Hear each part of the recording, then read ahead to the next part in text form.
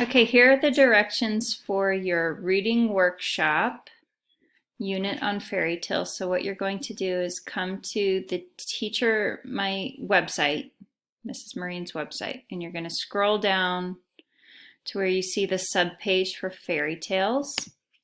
You'll click on fairy tales, and here you'll find several read alouds of classic fairy tales.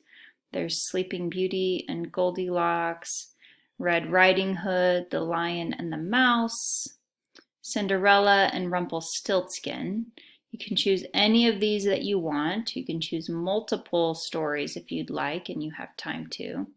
What you're going to do is use your graphic organizer to see if you can spot any of the elements of fairy tales that you recognize. So any of these things that are common, any of the elements that are common within fairy tales.